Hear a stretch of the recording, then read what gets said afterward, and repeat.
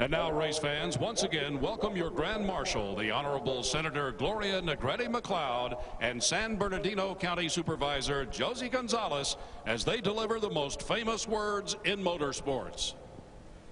Ladies, start, gentlemen. Start your engines. What the fuck just happened? Watch on his first lap coming off of turn number 2. You saw the time tracker there, how it just went off the cliff. Well, here's why. Into turn 1.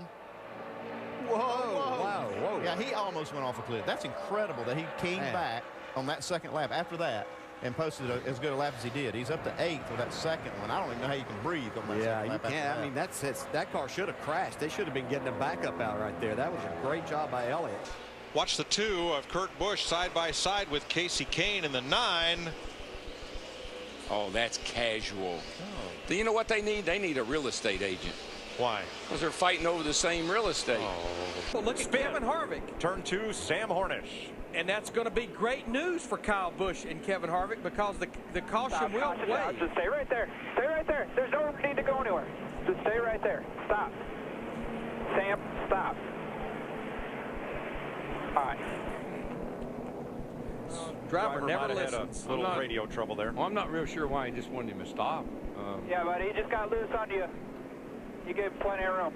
Sorry. You got to get going.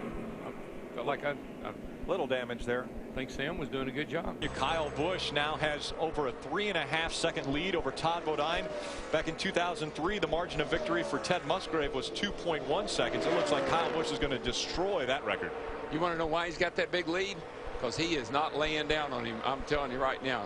He is wiggling and wobbling all over the place. It's coming off turn 4. Look at this thing. You can see about half. Look at that left front tire. You can tell how hung out he is. See his hands? Yeah, man.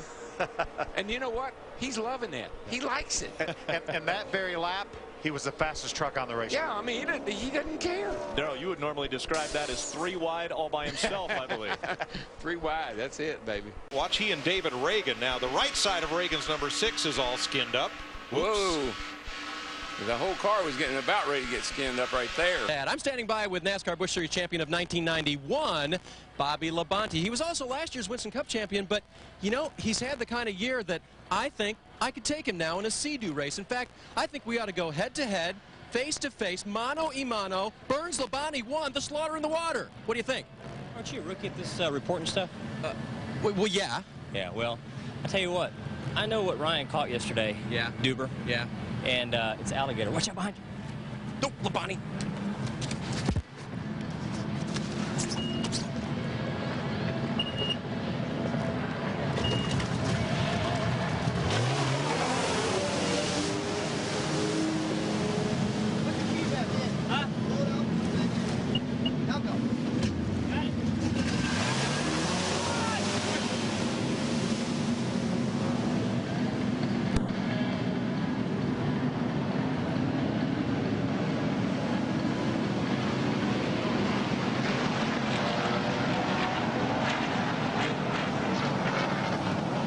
Don't be looking behind you, Burns, because the Winston Cup champion is closing fast, and you don't stand much of a chance of winning against him. I think that started the way Bobby envisioned. Oh, look, Bobby's going to cut the corner short. Oh, we might have a collision. Turn him, left rear fender, hit him, hit him. Oh, and Labonte goes into the lead, and Burns is in trouble already. Watch out for the alligator, Dave. Let's have a look at Texas Motor Speedway from the driver's seat. AutoZone presents DW's Drive and Ride. We're back in Texas, baby. You know, Jeff, one of the things that I love about this racetrack, and so do all the other guys, is how fast this baby is. These guys are running around here at 200 miles an hour, and they're talking to the crew. They say, okay, I'm down into turn 1. Yeehaw! I go across the bumps. Bam, bam, bam, bam, bam, right there. I'm across the bumps. I'm wide open. Yahoo! I made it! Ah! You're about to watch Dale Jarrett show off with some real historic hysterics. To Chris. All right, thank you very much. Let's take a look at the starting lineup for today's 200-miler here at Circuit Joe Villeneuve. Canadian from Quebec, Patrick Carpentier on the front row with Max Pappas, the Italian, on the outside. In fact, we've got drivers from all over the world in these first 5 rows. And you got Hornish up there, too. Yeah, that's true. Darrell was looking down at Junior Nation. You got to tell him. Well, guy pulls his T-shirt up, and then on the hair in his chest, he's got a big 8 mode right in there. So, in other words, in about 8 months, his wife's going to say, he changed his number, he changed his number. And 13th quickest is the run for Newman, who told me the other day at a Gillette close shave event, he never watched Seinfeld, never saw the show. Until people started saying, hello, Newman. Hello, Newman. And he had to figure all that out. There you go. That's what my car's doing, and that's what I've been seeing my car. Bop, bop, bop, bop, bop. Bop, bop, bop, bop, bop. Well, the hands never lie. Nope. Let's transition to Hello Hammond and go down to Chris and Jeff. You talked about at the top of the show, and then Darrell brought up air intake, and right. Let's illustrate. In fact, this is called what? This is a cow. It's a cow box. Cow, I mean, like this is where the COWL. Like Simon Cowell. Well, both of them have the ability to suck up, but That's it's a deal where. Let's check in on pit road now and get an update on some other stories developing. Well, guys, I'll tell you what, Bobby Labonte's doing a great job right now staying up in the top 4 for one simple reason. He can't hear on his radio. There's a lot of bleed over coming. You'll never guess the reason what they figured out was causing it. Bobby's son, Tyler, picked up one of the team radios and was playing with it, talking into it. We got caution coming out. And caution is coming out. Here's Steve. Mike, add Kevin Harvick to the list of those willing to help Dale Jarrett. That got relayed to Dale Jarrett, and Dale said, well, tell him thank you. I'll talk nicely about him on TV if I may. Here are the inhabitants of Gilligan's Island. Don't tell me which one's Ginger and which one's Marianne. Actually, that's the wine and cheese section out there. Wine, I said.